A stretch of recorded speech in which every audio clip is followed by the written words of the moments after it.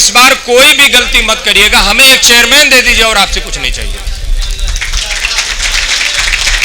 MIM जिसे भी candidate बनाए बिस्मिल्लाह करके आप उसे वोट दे दीजिए। जैसे मुशीर तरीन साहब को आपने 22 दिया है, इसी चीज को आप 32 में तब्दील कर लीजिए, इंशाल्लाह रिकॉर्ड मतों से चुनाव जीत के दिखाएंगे।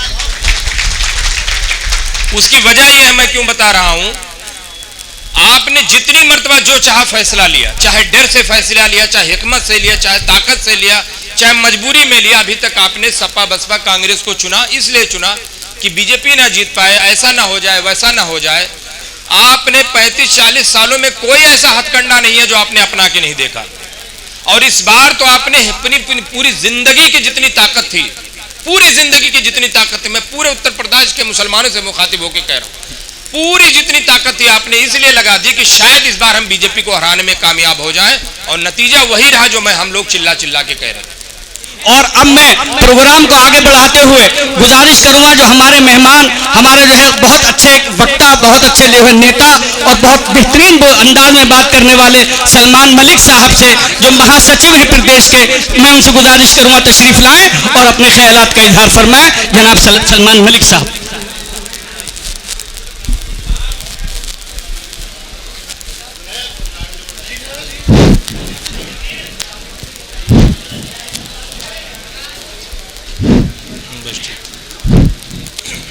औज़ुबिल्लाहि मिनश्शैतानिर्रजीम, बिस्मिल्लाहिर्रहमानिर्रहीम।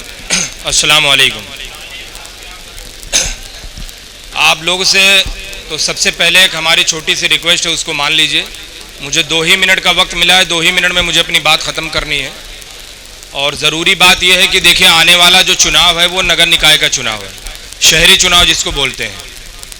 अभी हाल ही में विधानसभा का चुनाव ख़त्म हुआ है। मुशीर तरीन साहब आपके बीच में एमआईएम पार्टी के कैंडिडेट थे, जितनी हो सकेगी उन्होंने अपनी हिम्मत और ताकत लगा के चुनाव लड़े।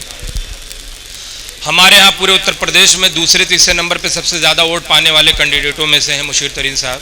ये खुशी की बात है।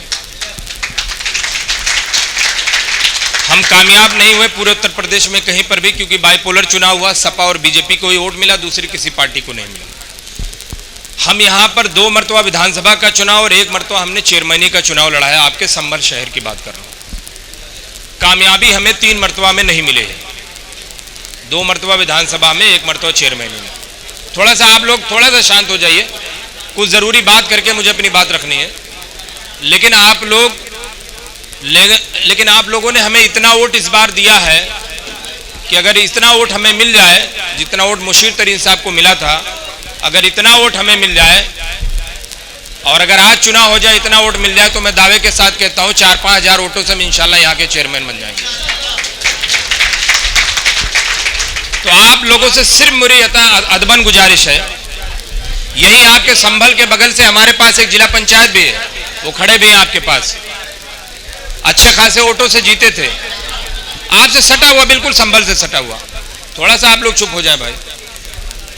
आप लोग एक हमें जिला पंचायत सदस्य दे सकते हैं, तो आप लोग जितने लोग शहर के यहाँ बैठे, बस आप लोगों से सिर्फ एक चीज की अदबन गुजारिश है कि इस बार कोई भी गलती मत करिएगा, हमें एक चेयरमैन दे दीजिए और आपसे कुछ नहीं चाहिए।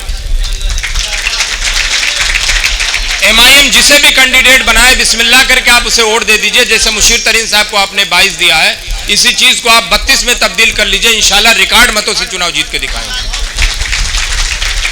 उसकी वजह यह है, मैं क्यों बता रहा हूं, आपने जितनी मर्तबा जो चाहा फैसला लिया, चाहे डर से फैसला लिया, चाहे हिकमत से लिया, चाहे ताकत से लिया, चाहे मजबूरी में लिया, अभी तक आपने सपा बसपा कांग्रेस को चुना। इसलिए चुना कि बीजेपी ना जीत पाए, ऐसा ना हो जाए, वैसा ना हो जाए।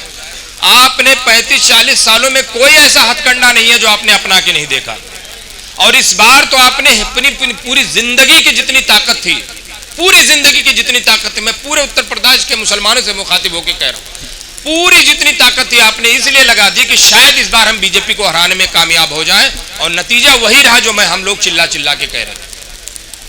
तो ये जान के चलिए, आप कितना भी मुत्तहिद हो जाइए, आप बीजेपी को नहीं हरा सकते हैं। हाँ, इतना मैं कह रहा हूं कि जितनी तेजी से आप मुत्तहिद हो रहे हैं, इससे आप अपने आप को जरूर जिता सकते हैं। यह काम आपको करना होगा।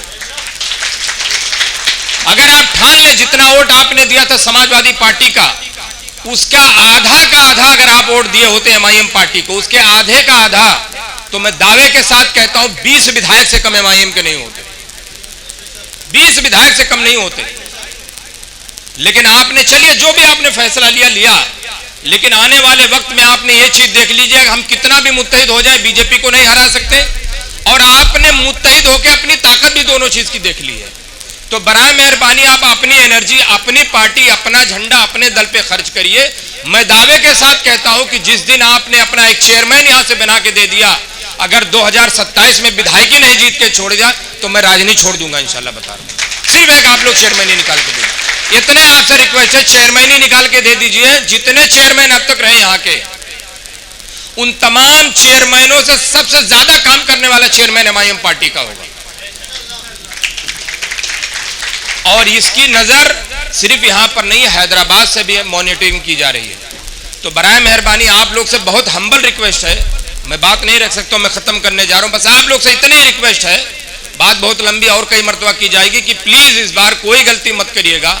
इस बार एमआईएम का सिंबल पतंग रहेगा, कैंडिडेट जिसे भी बनाया जाएगा मोहब्बत से अपना समझ के, अपना बेटा, अपना झंडा, अपना डंडा समझ के एक बार दे दीजिए।